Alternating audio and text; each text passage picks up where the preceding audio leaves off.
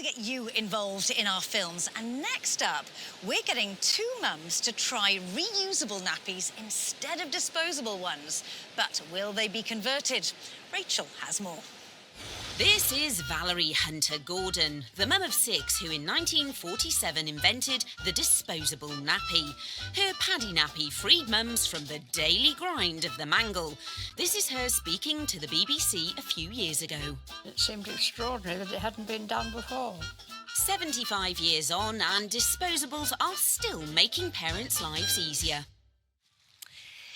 And easier is what most parents are after because they've got a lot less time and a lot more nappies. In Wales, we throw away around 143 million disposables every year.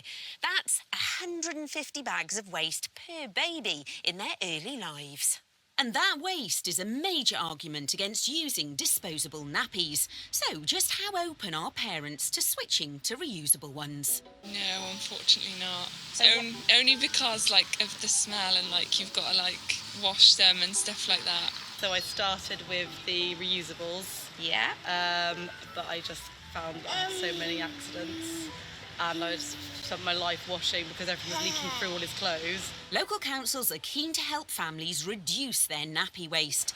At this centre in Newport, they lend parents reusable ones. But how difficult is it to make that change?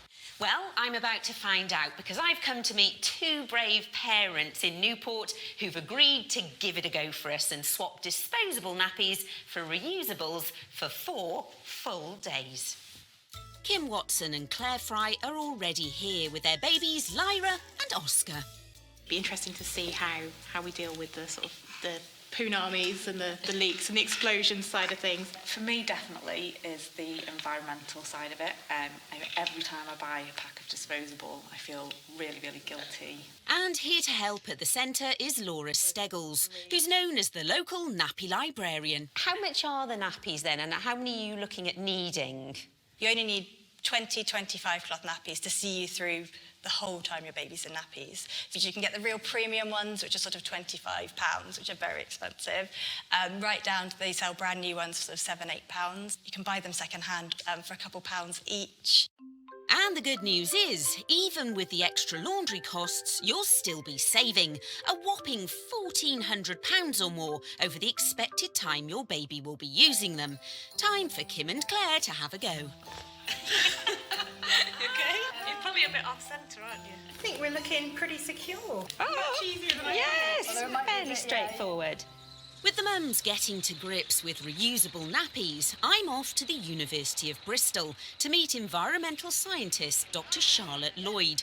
She can tell us more about what makes up a disposable nappy. There are multiple different types of plastic within one disposable nappy. What we do know is that none of those plastic materials will degrade, or if they do degrade, it'll be very slowly. What about biodegradable nappies then? The biodegradable materials are very unlikely to degrade in landfill, which is where these nappies usually end up.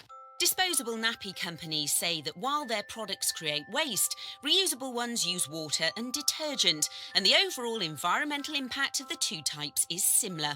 They also say they've halved the size and weight of their nappies over the years, significantly cutting their carbon footprint. Back to our mums now, and how are they getting on without disposables? We had a bit of a disaster overnight last night in the fact that we had quite a big leak. Highlight of today is that we had a poo. The nappy did really, really well, the reusable. No leaks, no spillages. First one leaked again, which is a bit disappointing, so just ran the best.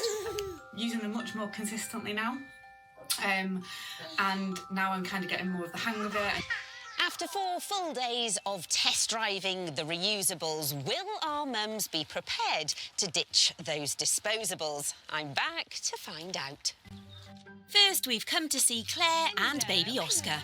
I think we need a good, probably another couple of weeks consistently using them, getting the hang of them. And I'm definitely not averse to using them at night. I think I just want to kind of crack what we're doing in the day. So Claire needs more time to decide. But what about Kim?